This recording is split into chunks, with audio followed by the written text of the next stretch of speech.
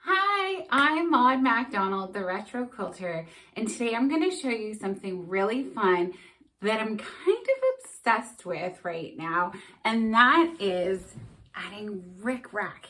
Adding Ric Rac to your binding. It just makes it a little bit different, a little bit interesting, fun, and of course, it's a little retro. So let's do it. First, let's talk Ric Rac. So there are all different sizes of Ric Rac. As you can see, I've got a lot of this little tiny, very skinny Ric Rac. This is not going to be really ideal to use along your binding because it's going to be so small to sew on. Not impossible, but probably going to give you a little bit of a headache. So let's just avoid that. Now, this is about the size that you'll usually find, which is dubbed medium Ric Rac. It can be found in packages or vintage packages like this. Now, this one's jumbo, and I would say, yep, that is about this size here. So this is actually a large or jumbo Ric Rac size. Some you can even find that have a tighter zigzag to it. I would say that this is jumbo as well. And I can't believe I found this. I'm obsessed with this. It is, I guess, mega Ric Rac here. It's just absolutely huge. Also, you're going to want to prep your binding so that we can compare and see how things go. Maybe you want it a little bit bigger, what have you. It's just easier if you have your binding all set. Once you have decided on your binding, you are going to actually take it over to your ironing station and you're going to give it a press because as you can see, some of our Ric Rac has gotten a little Ric Rackety. Okay. Right, so a few things to point out before we head to the sewing machine. First off, I'm going to be working on this little quilted block today.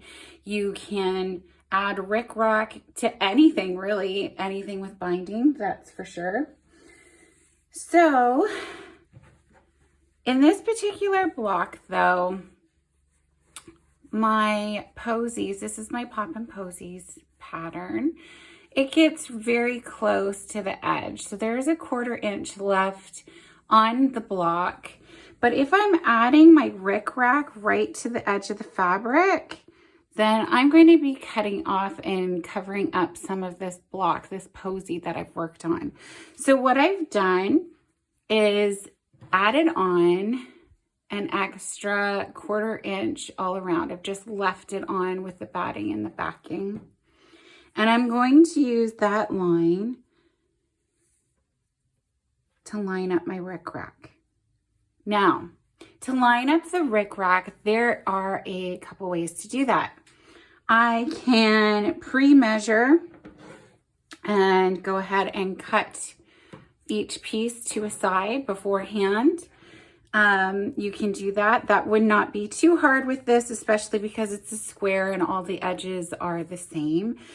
However, I prefer to take it over to the sewing machine, sew it down, and then cut it as I need to, just in case if things got a little array in there. And when I am going to sew it, ideally, I'm going to be sewing at the farthest, the middle. But you kind of want to just skim the end of the lower groove, I'll say. So it'd be like a little invisible line right along here, okay? You can pin it down. You can use Wonder Clips. Unfortunately, I've tried to glue baste it, and because Ric Rac is thick, that didn't go so well. So I'm just going to take this to the sewing machine and let's sew this down. Okay, so I put my laser on my Baby Lock crescendo so you can see better. of where I intend on sewing. So I'm gonna just graze the tops of these grooves. Okay, and I am lining these mountains, I guess, to the edge here of my extra batting that I've aligned.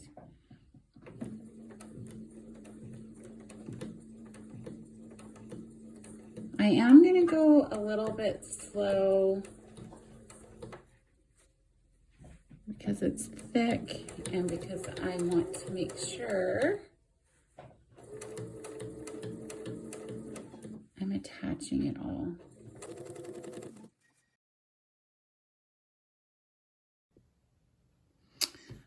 Right, so we are just at our first corner, and I am going to back stitch it just because I don't think that'll hurt. So we are not going to fold over and do this because really that's just going to create an icky bump. They could be different in each corner. So what I'm going to do instead, just snip it right off. And then I'm going to line it up again and continue on like I did. Okay.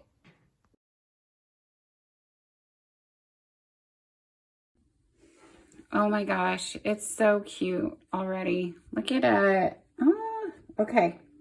So now we're going to add on the binding. Just going to do it as I normally do. I tend to sew it on the back side first and attach it and then fold it over to the front.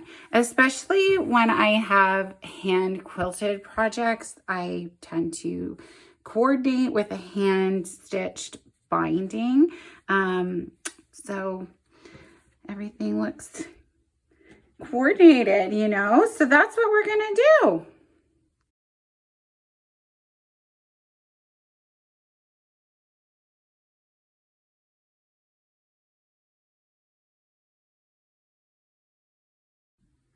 Okay, so that was a happy accident there. I've sewn on my binding to the back. So now we're just going to clip off these corners. And when you are sewing on your binding, these corners are a little thick. So my recommendation would be just to take it slow and keep at it. Okay.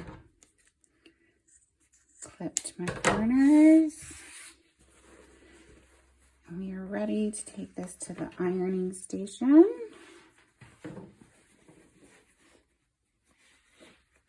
Oh, it's so cute. So I actually like glue basting my binding on before I hand stitch it. So I've ironed it, the binding on the back out. And it's kind of nice because your seam where you have attached the back of your binding, you can basically use that as a guideline to fold. So there you go. It's going to give that little ridge. Okay.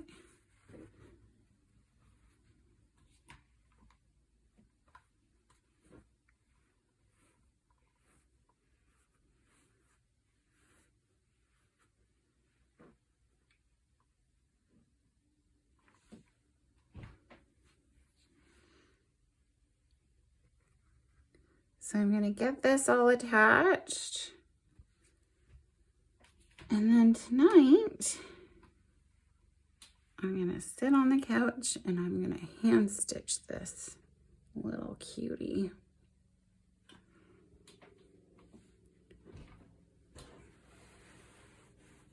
There you go. Looking good.